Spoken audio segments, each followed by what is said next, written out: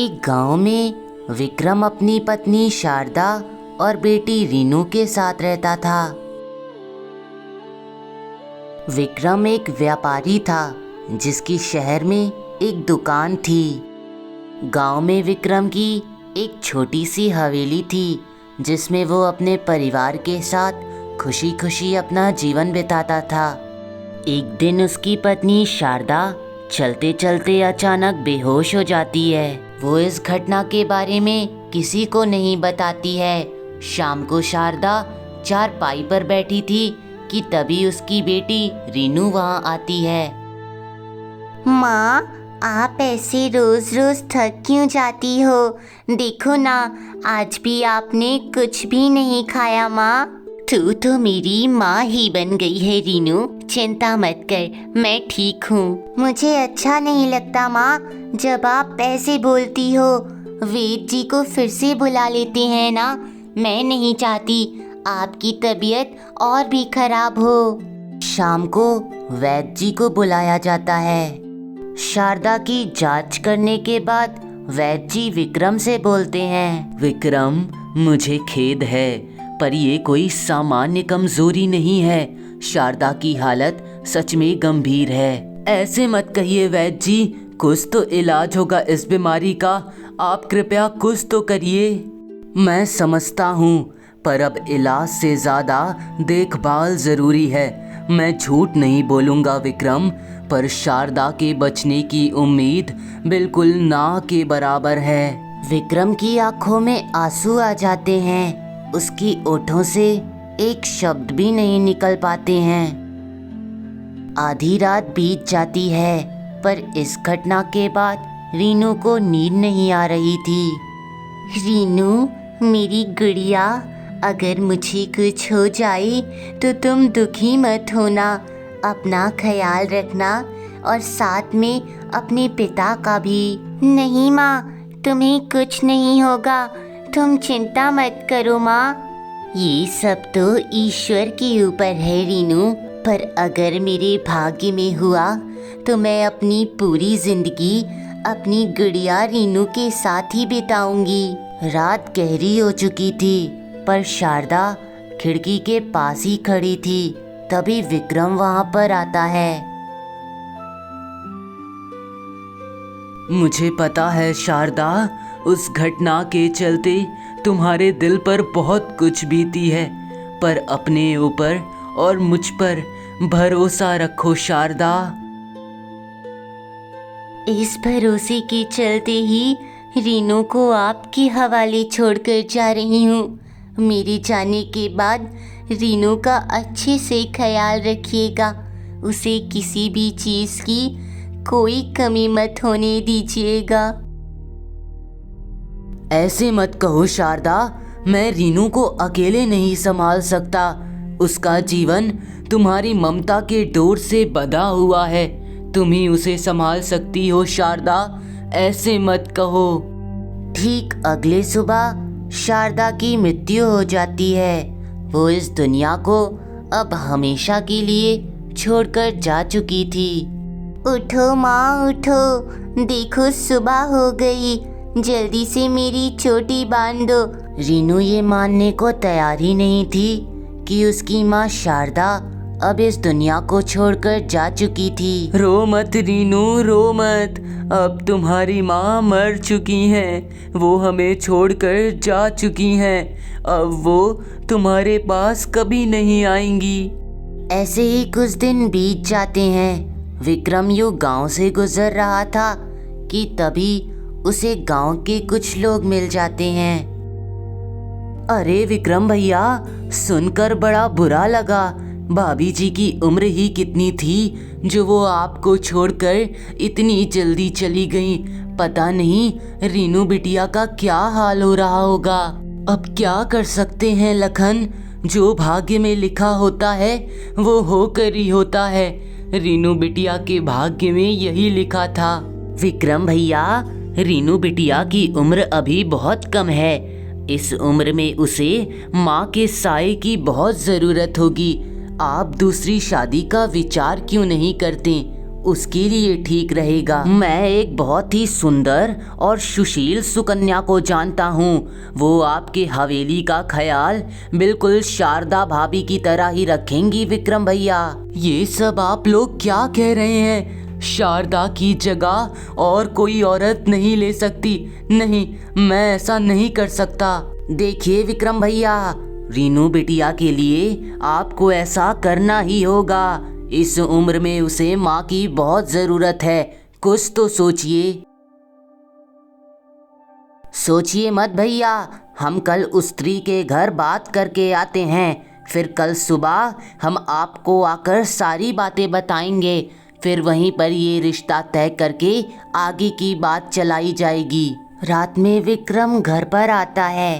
खिड़की के पास से बाहर आसमान की ओर देखता है। शारदा, मैं ये दूसरा विवाह नहीं करना चाहता हूँ, पर आज रीनू के कारण मुझे इसके बारे में विचार करना पड़ रहा है।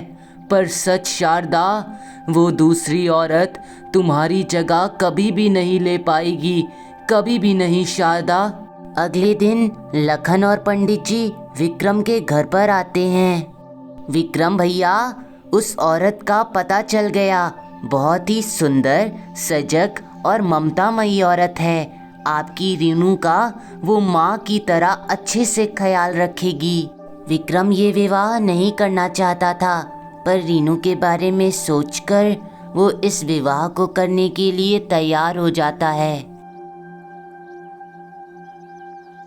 देखो विक्रम भैया, अगले हफ्ते ही शुभ तारीख है। ये दिन शादी के लिए अच्छा रहेगा। कुछ दिनों में ही विक्रम का विवाह रूपा नाम की एक औरत से हो जाता है, जो सच में एक सुंदर और सुशील औरत थी। रूपा, अब तुम इस हवेली की मालकिन हो। आशा है कि तुम इस घर को अच्छे से संभालोगी और मेरी बेटी रीनू का एक माँ की तरह अच्छे से ख्याल रखोगी। आप चिंता मत करिए जी, मैं रीनू का सगी माँ की तरह ही ख्याल रखूंगी। शारदा दीदी की कमी उसे कभी महसूस नहीं होने दूंगी। माँ की तरह उसे पालूंगी। हाँ, आशा है तुम मेरी उम्मीदों पे खरी उतरोगी। अच्छा, अब मैं शहर जा रहा हूँ। तुम घर का अच्छे से ख्याल रखना। आते हुए मुझे रात हो जाएगी, मेरा इंतज़ार मत करना। ऐसा कहकर विक्रम वहाँ से चला जाता है। ऐसे ही कुछ दिन बीत जाते हैं। रूपा घर का बहुत अच्छे से ख्याल रखती थी। रूपा विक्रम का भी अच्छे से ध्यान रखती थी।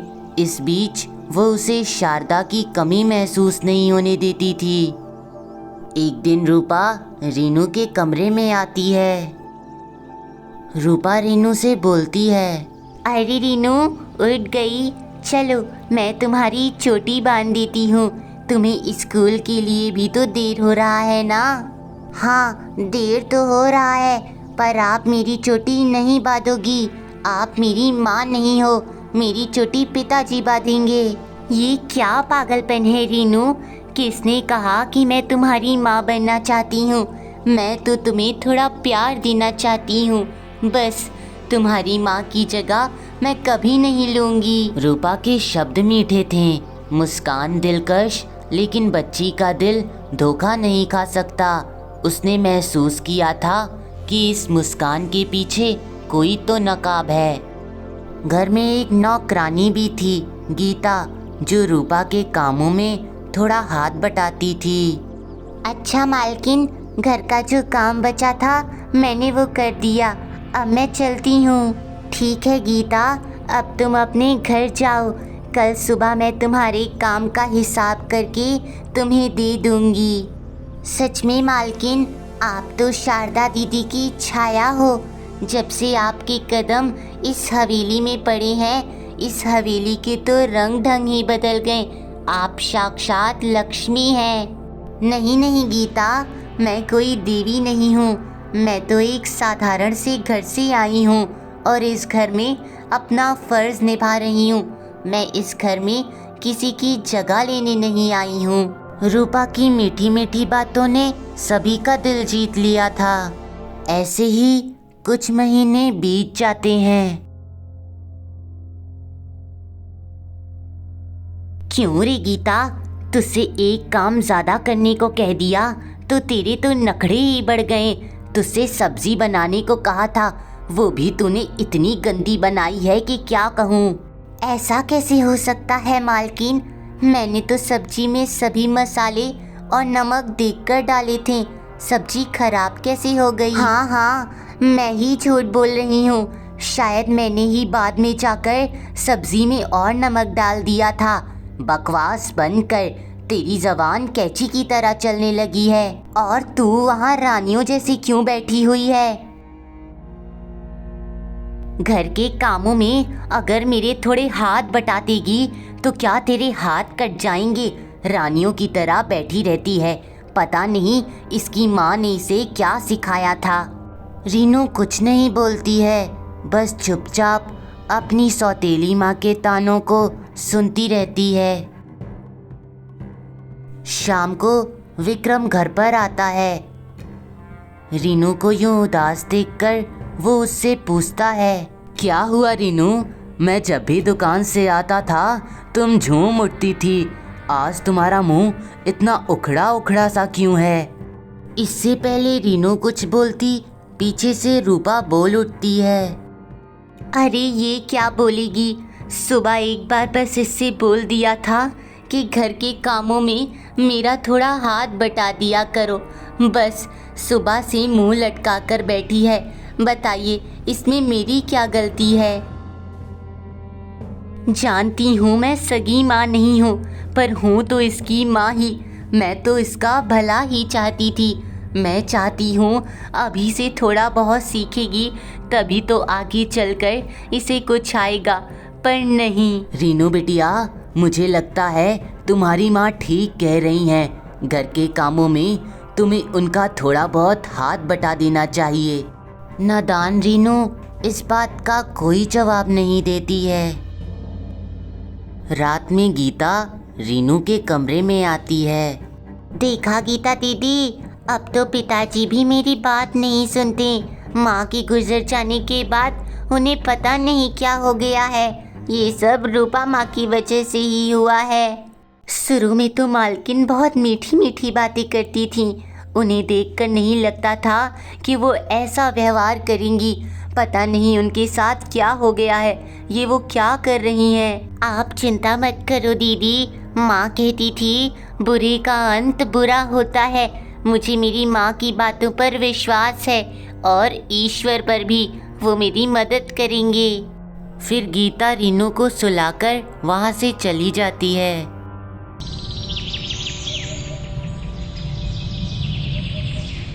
रूपा विक्रम का बहुत अच्छे से ख्याल रखती थी। वो उसे अच्छे अच्छे भोजन कराती थी और फिर मस्का लगाती थी। कैसा बना है? आप रोज काम में इतना खो जाते हैं कि अपने स्वास्थ्य का ख्याल भी नहीं रख पाते। इसलिए आज मैंने आपकी पसंद का भोजन बनाया है, वो भी आपके लिए। कैसा है ये? बहुत बहुत स्वादिष्ट बना है रूपा, आज तो मेरा मन ही भर गया। मैंने तो पेट भर कर खाया था। इतना स्वादिष्ट भोजन आज मैंने पहली बार खाया है। मुझे आपसे कुछ कहना था। रीनू दिन ब दिन बहुत ज़िद्दी होती जा रही है। वो मेरी बात ही नहीं मानती है। उसके नखरे अब बहुत बढ़ गए हैं। देखो रूपा, रीनू ने अभी अभी अपनी माँ को खोया है। उससे ठीक होने में उसे थोड़ा समय लगेगा। अब तुम ही उसकी माँ हो। मैं चाहता हूँ तुम उसे प्यार से समझाओ। आशा है वो समझ जाएगी। प्यार ही तो कर रही हूँ जी, पर कहीं कहीं पर सख्ती ज़रूरी होती है। ज़्यादा प्यार करने से बच्चे बिगड़ जाते हैं। दरवाजे पर खड़ी रीनू उनकी सारी बातें सुन लेती है। एक दिन रीनू देर से घर वापस आती है। इतनी देर कहाँ मर गई थी?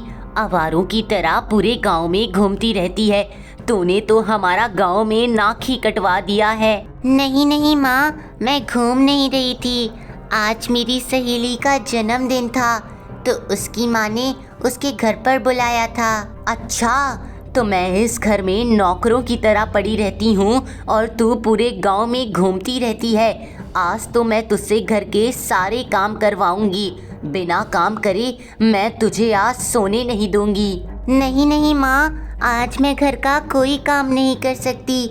आज मैं बहुत ज़्यादा थक गई हूँ। आज मैं आराम करूँगी। अगर तूने काम नहीं किया तो मैं तेरे पिता से कहकर तेरा घर से निकलना बंद कर दूंगी। नहीं माँ, ऐसा मत करिएगा। मैं घर का सारा काम कर दूंगी। पिताजी से मत कहिएगा। रूपा खुद आराम करती है और नादान रीनू से घर का काम करवाती है। अगली सुबह रोज की तरह विक्रम शहर चला जाता है। उसके जाने के बाद गांव का व्यक्ति लखन उनके घर पर आता है। लखन वही व्यक्ति था जिसने विक्रम पर दूसरा विवाह करने का दबाव बनाया था। रूपा उसके मामा की बेटी थी। अरे लखन भैया, अच्छा हुआ आप आ गए। अभी अभी विक्रम घर से चले गए हैं। घर में कोई भी नहीं है। रीनू भी घर से बाहर है। हाँ रूपा, कल मैंने फ़ोन पर तुमसे कहा था कि मैं आऊँगा। आज मैं तुम्हें बताऊँगा कि हमें आगे क्या प्लान बनाना है, ठीक है ना? हाँ भैया, मैं तो शुरू से इस घर में नाटक करते आई हूँ। भला मुझे क्या दिक्कत होगा। बस किसी तरह विक्रम के इस हवेली की प्रॉपर्टी हमारे नाम हो जाए। वो भी हो जाएगा। हम सफल ज़रूर होंगे। बस कहीं ऐसा ना हो कि तुम इस परिवार के प्रेम बंधन में फंस जाओ। तुम्हें किसी भी तरह उस रीनू की हत्या करनी है, तभी कुछ हो पाएगा। ये भी हो जाएगा भैया। बस आप कल सुबह का इंतज़ार करिए। कल मैं रीनू के खाने में जहर मिला दूंगी और फिर कोई दिक्कत नहीं। दरवाजे पर खड़ी गीता उनकी सारी बातें सुन लेती है। डर से उसका चेहरा पीला पड़ जाता है। यहाँ रीनू खिड़की से आसमान की ओर तारों को देख रही थी। उन तारों को देख उसे अपनी माँ की याद आती है। तभी वहाँ दौड़ी दौड़ी गीता आती है। अरे रीनू, तुम कहाँ थी? मैं सुबह से तुम्हें ढूंढ रही थी। मुझे तुमसे कुछ बात कहनी है। हाँ दीदी, बोलिए, क्या बात है? रीनू, आज मैंने गांव के लखन को हमारे घर पर देखा। वो रूपा मालकिन से बात कर रहा था। वो बिल्कुल अच्छा आदमी नहीं है। रूपा उसके मामा की बेटी है। वो मिलकर हमारे घर को हड़पना चाहते हैं। वो बुरे हैं। अगर ऐसी बात है तो मैं इस बार बर्दाश्त नहीं करूँगी। मैं पिताजी को माँ की सारी सच्चाई बता दूँगी। पिताजी से कहकर इन्हें घर से निकलवा दूँगी। बस वो जहर वाली बात गीता नहीं सुन पाई थी। अगली सुबह रूपा रीनू के खाने में जहर डालकर उसे दे देती है। इस बात की रीनू को भनक तक नहीं लग पाती है। रीनू, खाना खा लो। देखो, कल मैंने तुम्हें डांट दिया था ना, तो आज मैंने तुम्हारा पसंदीदा खाना बनाया है। खा लो बेटा। रीनू बिना कुछ सोचे समझे वो खाना खाने लगती है। थोड़ी देर बाद रीनू वहीं पर बेहोश हो जाती है। यहाँ विक्रम गांव से शहर की ओर जा रहा था कि तभी उसके सामने शारदा आ जाती है। शारदा, तुम यहाँ? भला ऐसे कैसे? मैं वो नहीं हूँ विक्रम जो आप समझ रहे हैं। मैं तो शारदा की आत्मा हूँ और आज बहुत बड़ी ज़रूरत पड़ने पर ईश्वर ने मुझे यहाँ पर भेजा है। तुम बहुत बुरी हो शारदा। तुम हमें छोड़कर चली गई। ये तुमने अच्छा नहीं किया। तुम्हें पता भी है तुम्हारे जाने के बाद हमारी बेटी रीनू का क्या हाल हो गया है। मैं भला मृत्यु को कैसे रोक सकती हूँ विक्रम? ये तो ईश्वर के हाथ में है। और आज मैं केवल आपसे मदद की भीख मांगने यहाँ आई हूँ। ये तुम क्या कह रही हो शारदा? तुम हाथ क्यों जोड़ रही हो? और ऐसी भी क्या बात हो गई कि तुम्हें मदद मांगने धरती पर आना पड़ा? आज मेरी बेटी रीनू मृत्यु और जीवन के बीच उलझ गई है। उसे बचा लीजिए। उसकी जान खतरे में है। उसकी सौतेली माँ ने उसे जहर दे दिया है। ये सब सुनकर विक्रम अपने कानों पर भरोसा नहीं कर पा रहा था। ये तुम क्या कह रही हो शारदा? भला रूपा ऐसा क्यों करेगी? फिर शारदा की आत्मा विक्रम को रूपा और उसके भाई लखन की सारी सच्चाई बताती है। समय व्यर्थ मत कीजिए विक्रम, कृपया किसी भी कीमत पर मेरी बेटी को बचा लीजिए। तुम चिंता मत करो शारदा, मैं रीनू को कुछ भी नहीं होने दूंगा। मैं वैद्य जी को लेकर अभी रीनू के पास जाता हूँ। तुम यहीं रहना शारदा, मैं रीनू को बचाकर तुम्हारे पास वापस आता हूँ। वहाँ से तुरंत विक्रम वैद्य जी को लेकर अपनी हवेली पर आता है। फिर वो रीनू के कमरे में दौड़ कर जाता है। अरे ये तो सच है, रीनू तो सचमुच में बेहोश पड़ी है। तू चिंता मत कर मेरी गुड़िया, मैं तुझे बचा लूँगा। विक्रम रीनू को वैद्य जी के पास ले आता है। वैद्य जी रीनू का इलाज करने के बाद विक्रम से बोलते हैं, देखो विक्रम बेटा, अच्छी खबर है। सही समय पर इलाज हो जाने के कारण अब रीनू बिटिया की हालत बिल्कुल सही है। शाम तक उसको होश भी आ सकता है। आपका बहुत बहुत धन्यवाद वैद्य जी, आपने तो ये बहुत अच्छी खबर दी है। आपने मुझ पर बहुत बड़ा उपकार किया है। मैं आपका ये उपकार जीवन भर नहीं भूलूंगा। चलिए मैं आपको छोड़ देता हूँ। नहीं विक्रम बेटा, ये तो मेरा फ़र्ज़ है। मैं एक वैद्य हूँ और मेरा यही काम है। और तुम अभी रीनू बिटिया के पास ही रहो, मैं चला जाऊँगा। उसे तुम्हारी ज़्यादा ज़रूरत है। शाम को अचानक रीनू को होश आता है। अरे रीनू मेरी गुड़िया, तू होश में आ गई। मैं कब से यहाँ बैठा यही सोच रहा था कि कब मेरी रीनू उठेगी। हाँ पिताजी, मैं उठ गई और मुझे आपको एक ज़रूरी बात बतानी थी। मैं कल ही बताना चाहती थी, पर कल आप सो गए थे और सुबह आप शहर चले गए थे। पिताजी, दूसरी माँ बिल्कुल अच्छी नहीं है। वो किसी लखन नाम के व्यक्ति के साथ मिलकर हमारी जायदाद लेना चाहती हैं और हमारे इस घर को भी लूटना चाहती हैं। वो बुरी हैं। हाँ रीनू बिटिया, हाँ मुझे सब पता है, मुझे सब पता चल गया गुड़िया। अच्छा, तो आपको ज़रूर गीता दीदी ने बताया होगा। थोड़ी ही देर बाद वहाँ रूपा आती है। अरे रीनू, तू ठीक है? ये मैं क्या सुन रही हूँ? गांव वाले कह रहे थे कि तूने जहर खा लिया। ये क्या हुआ बेटा, तू ठीक तो है? हाँ माँ, आपने बिल्कुल सही सुना है।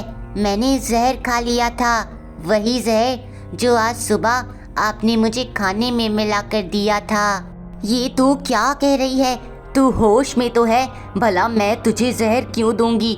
तू क्यों अपने पिता के सामने मुझे बदनाम करने की कोशिश कर रही है? होश में तो तुम आओ रूपा, मेरी बेटी बिल्कुल सही कह रही है। तुम जैसी बुरी और चोर औरत मैंने अपनी पूरी जिंदगी में नहीं देखी। तुम मेरे घर में अब एक मिनट भी नहीं रुक सकती। ये आप क्या बोल रहे हैं? रीनू तो छोटी है, वो तो कुछ भी बोल सकती है, पर आप तो बड़े हैं। आप तो सोच समझ कर बोलिए, भला मैं इसे जहर क्यों दूंगी?